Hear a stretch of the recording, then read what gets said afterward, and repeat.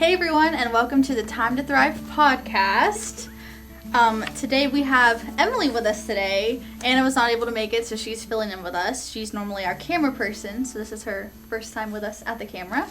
And then we have two special guests with us today. These are some close friends of ours. This is Jacqui and Trey and Jacqui, and we're excited to have them with us today. So we're going to get started with our icebreaker question. That way they can get to know us and we can get to know each other a little bit more. So what is one thing on your bucket list that you would like to complete in the near future? Me and Trey both, we love to hike. And there's this hiking trail route thing you can do in the Appalachians. It's a 3-day hike across the top. And I would love to actually be able to be fit enough, first off, to make a hike that much or something. No, that is not on my bucket list. But the Appalachians would be really cool to hike. The whole 3-day route thing. That's cool. Mm-hmm. Yeah. That's good. What about you, Trey? We're very outdoorsy, so mine is also outdoor related. I would love to go out west. I've got 100 places I want to go before I die, and Jacqui has that list. And so I'm like, here's where I want to go before I get too old, or the Lord calls me old. We'll never make it. I'll never make it because, and it's all within the States. I don't, not that foreign travel's not my thing, but there's just so much that the Lord's blessed us with landscape in the States. So definitely going out west, like Crater Lake, the Redwood Forest. You need to hit up Zion National Park in Utah. Yeah, that's a big one. Yeah, Utah. We don't fly, I think I could spend You could do a road trip. a month in It's Utah. actually a lot more fun driving. Yeah, I think we've looked at a road trip, but I think we both got to build up some PTO and then take a month off to make it work, because it's 3 days straight of driving or something like that to get over there, and that's just straight. Car, yeah. So definitely going out west. We've never been, so that'd be cool. Mine would be, it's a little childish, not really, but I want to see the floating lanterns in real life, like in Tangled. Oh, I would want to see that for years. It's on my list. okay. I love that. I want to actually be able to go down a zip line. That's my thing. I've never been able to actually do it. I've always been way too scared. So. Big goals. Yeah. Maybe Sounds we should do a amazing. field trip for the podcast. Yeah, for sure. That'd be fun. Okay, moving on. Why don't you introduce yourselves and explain how you guys met and how your relationship started? Well, my name's Jacqui Ninteau now. Yay. We've been married for 5 months now. So our variation on how we met is a little different, but we met in 11th grade English class at A.O. Brown High School. He chased me down the hallway. I felt very targeted, to ask me out, and I said no. And then he asked me out again the next day. I said no. He asked me out again the next day. I still said no. And then the next day I was like, okay, yeah, sure, why not? Whatever. And so I thought he was just wanting to go out as friends. I didn't know that we were going to go on a whole date. So we went out. I just thought it was a, mutual little friendly get-together. And my mom asked me when I got home, she was like, how's the date? And I'm like, the date? What date? That was a date? And she's like, yeah, was that not a date? And I was like, oh, I guess it was. And then we just started going out. So, I don't know, kind of odd. Yeah. You have anything to add? Yeah, that's it's kind of how it went. He doesn't think that's how it went, but Not that's really. I pretty much remember how it this. went. I remember this. Yeah. See, Okay. Haley knows. So- she knows how She it came went. telling us, she was like, I don't want to go on this date. So very we go back farther than that. And I told her I wasn't going to bring this up, but I am anyway. We had a lot of mutual friends, so we ended up in the same place several times. It's I kind of knew her, and I was like, who's this sassy old thing over here, being all sarcastic. That's the way to describe And it. anyway, so then we had a lot of mutual friends, and then we did meet in English class. Shout out Miss Bush if you're watching. Thank you for seating us within eye contact across the room. And I did, in fact, ask her out 4 times. It was not 4 consecutive days. There was some space. I wasn't weird. Fun fact, she did walk extraordinarily fast, so my calves were on fire trying to get her to Spanish class. And her teacher, I ran into her teacher with what I do now because I'm back at our high school. And so I ran into her teacher, and I got the greatest compliment I could get because she tried to give me a tardy pass because I still look like I belong in high school. And I was like, no, I'm not a student. She's like, your face is so familiar. And I was like, I'm the little blonde boy that used to walk Jacqueline to class, and she was like, oh yeah, like she was all fired up. And so, but yeah, so that was how we met, was in English class. And then we kind of joked, and I say argued, we didn't really argue, but we just kind of joked for many, many years. I don't think I ever actually asked her if we could start dating, like she could be my girlfriend. I just think we started hanging out. We just skipped the dating part. I think It was I remember like- you telling me It that. was like assumed, so yeah, that was how we got together. But yeah, I never really, I guess, officially asked her out, and then started hanging out and stuck around, and Now we're married. now we're married. Yay. Yeah. That's fun. Okay, Emily, I'll let you ask the question. Oh, okay. Trust between spouses doesn't usually happen overnight. Like, you know, you kind of have to build that up. So, how did you build it up, like, in the early days of that? I would say for us it's probably a little bit different since we did meet when we were like 16. I feel like it's different when you're 16 and then like 20, like we are now. I feel like it's kind of different. But I don't know. What would you say? What would I say? How do we build trust in the early stages? I don't know.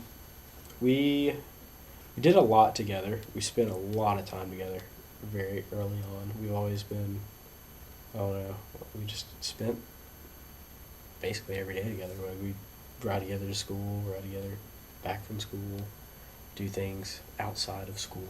Like it was not like a relationship where it was like, oh, we just see each other at school and then go home. So like you said, it's built over time. So I think just days and hours stacked on top of each other, and then, you know, getting to know each other, and personality traits, likes, dislikes, and then, you know, you just start to get comfortable with the person, and then you build that trust over time, like you said. But definitely I think it helped because we were both believers, right? And we knew that, and that was an important thing to us when we started dating, right? Because we both wanted to date like-minded people, and so I think a lot of the trust was like, okay, this person is like-minded, and as we got to know each other, both from personality traits and with like just doing life together, then you get to know a person deeper in the way they just love the Lord and serve the Lord. And so I think as we got to know each other, it just helped building trust by just spending that time together, because that's irreplaceable.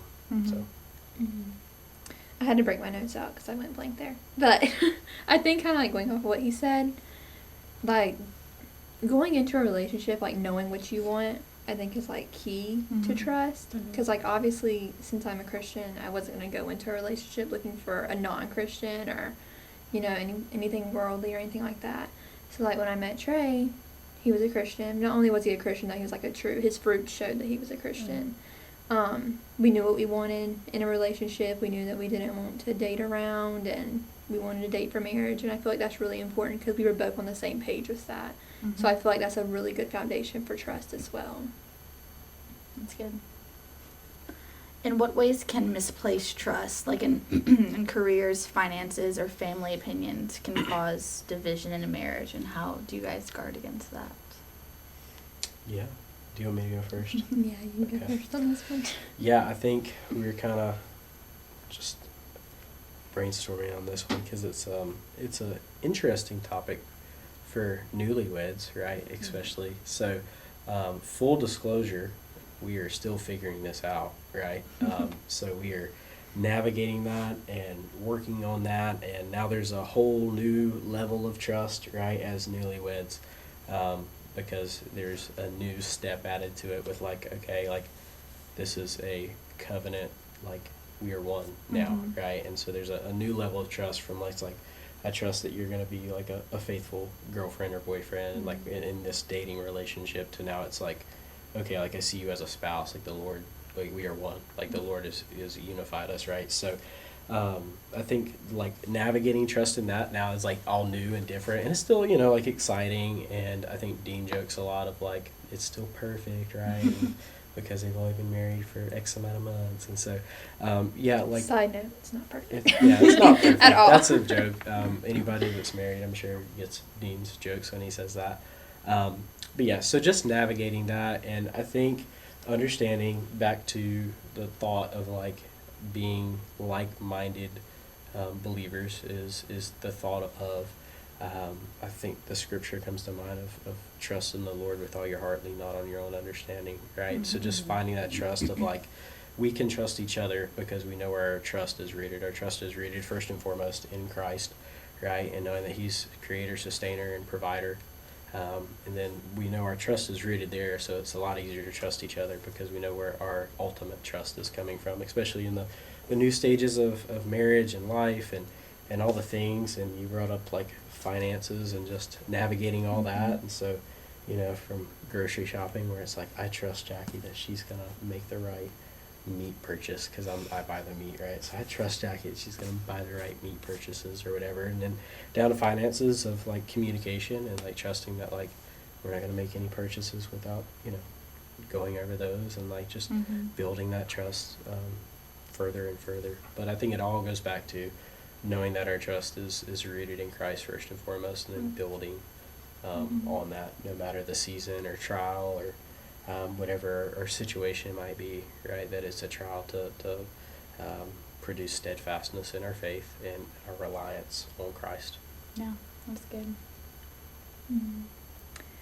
I think I'm going to take a little bit of a detour on this question. So for me, I'm very type A. So like I want control of literally everything, like down to the wire. Like I want the dishes done a certain way. I want the laundry folded a certain way. Me and Trey do not do these things the same way, like at all. And I feel like when we got married, before we got married, people told us like, oh, you're like, y'all don't really know each other. Like just wait, you don't know each other. And in a way that's like true. In a way it's not true because we were dating for 6 years. So I feel like we did know a lot about each other, but like we never lived together. So figuring out how he does dishes and how he does laundry and how he cleans in general, no, it's just not my way. And so I feel like if I can't trust him to even do like the dishes, laundry, all that, then how can I trust in other ways? So I feel like for me, I have had to really settle down. I've had to first put my trust in God, be like, God, please do not allow me to like blow up at him while he's over there not doing the dishes the way that I do them. But I just feel like for me it's like taking a step back, taking a breather, putting my trust in God first, then putting my trust in that I don't dictate the ways that things are supposed to go. Like things can be done differently and that's okay. Yeah. So because I feel like we've been married 5 months, so it's kind of hard to answer like the division in marriage question. But I feel like in that way, like I feel like there definitely can be division, especially for Christians, because you haven't lived together before marriage. There can definitely be a little bit of tension and division at first because we don't know how to do life together, like in the same house. Yeah. So definitely learning trust in that aspect has been a learning curve, but it's been a good learning curve about each other. Yeah. So hope that makes sense. Yeah. Yeah. I like that. That was good. I think I was advising. I say advising. I'm not going to use that word because it's not like I'm an expert. I was talking to one of our friends who's they just got engaged, and they were like asking like what were the biggest challenges like early on, and I kind of said to the same point of like there was less to learn about each other and more to learn about how to do life together, right? And just how to do the little things. And it was like, there's no like arguments or anything over dishes or towels, but it was just more of like what in the world are why you doing? would you fold a towel like that? Like that is the strangest way I've ever seen someone fold a towel. And it was, from both ends, which it's like, more of like educational. I'm like, wow, that's really cool. I didn't even know you could do that. Like, good for you that you're that skilled that you can fold a towel. That wrong. No, I'm just kidding. No. So We've had this conversation so before. If you yeah, can't that I can tell. and towels, dishes, and I'm admittedly bad at laundry, so I just yeah. So towels and dishes, a lot of our conversations. Yeah. Okay. If you could leave new couples with one piece of encouragement about trusting in God and each other, what would it be? My first piece of advice would be to take responsibility for your actions. If you're wrong, admit you're wrong. Apologize. My second piece of advice would be back up your words with actions, because I feel like there can be a lot of like if you make a promise, then keep your promise. I don't always do that. But I definitely say that that's a good foundation for trust, is when you make a promise, keep your promise, back up your words of actions, take responsibility for your actions. I had something else, but I lost it. Okay. Let's see. One piece of encouragement to new couples about how to build trust. I would just say, it's gotta go back to stay rooted and understand where your ultimate roots have to be. Mm-hmm. Right. This has been a super trying season for Jacqui and I. Right.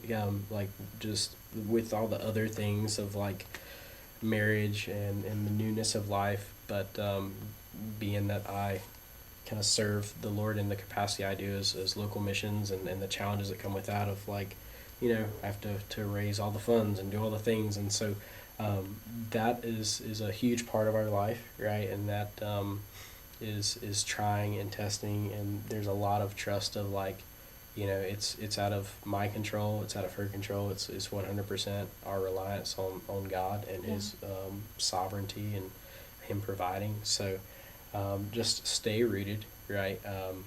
If we didn't have the Lord, if we weren't as sold out to the Lord as we are, I don't think the last 7 months ish, 8 months, I don't know how long we've been doing this thing with FCA now, but I don't think they would have been doable had we not had the faith and trust in the Lord first and foremost, because it's been trying and testing at times. And so my biggest piece of advice was make sure you have this right before you have this right. And I know this is an audio recording, so make sure you have your vertical connection right with Christ right before you can have your horizontal connection with your spouse or person you're dating, right? Because that's a huge part of trust.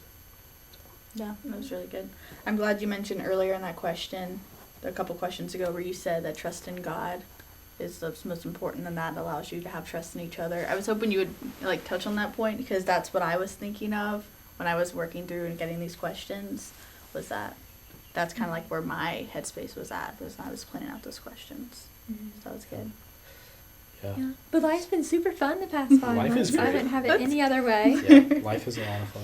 It's if you're holding off on getting married, just do it. That's just a Nike check, right? You'll never have enough money. Yeah. Yeah, that's an off-topic question, but the timing will never be right. The money will never be there, right? You just got to go for it, especially if the Lord's at the center of it. And I feel like in the end, trust comes semi-easy when it's the right person. Yeah, So. for sure. Yeah. For sure. It's the peace that surpasses all understanding. It trickles over and rolls into all things.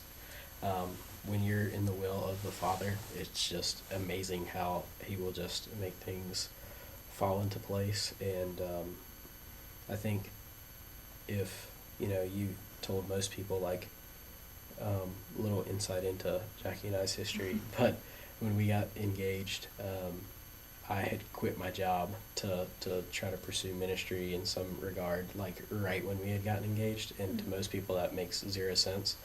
But I personally have been at more peace with my life and what the Lord has for me since I made that decision to pursue the Lord wholeheartedly than I ever had before. So I think it's, to most people, that makes no sense. Of like, why in the world would you get engaged and then quit your every 2-week paycheck that was consistent, you knew what it was going to be, and to the outside world that makes no sense, right? But that's the beauty of the gospel, right? To the naked eye it makes no sense, but Christ makes all things clear, right? So I think that's been a huge part of and it's helped us grow. I use this analogy at our staff meeting today.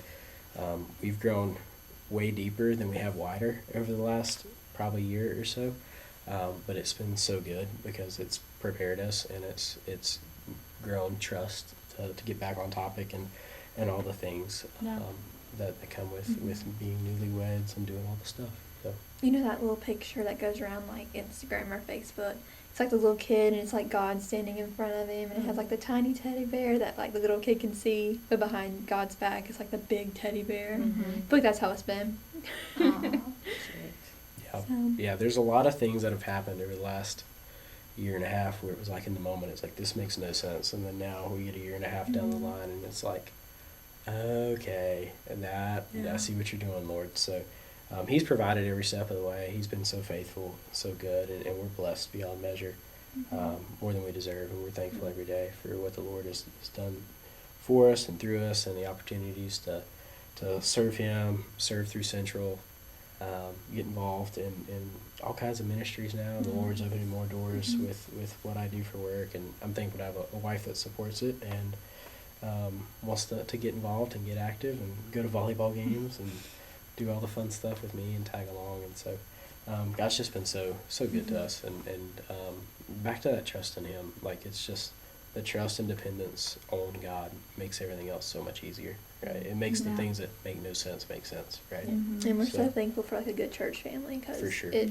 definitely helps, especially with a young marriage and then navigating the new career and new everything, really. Yeah. And then we're so grateful for y'all having us on your podcast. Yeah, I thanks hope for coming. all my answers Yeah. made sense. I was so nervous. Definitely. Yeah, I was excited for Yes. this. Yeah. Well, thank you guys again for course. joining us, and thank you listeners for tuning in this week and spending this time with us. And be sure to like and subscribe to our YouTube channel, and check out our Instagram and Facebook as well for any other updates. And we will see you next time. Bye.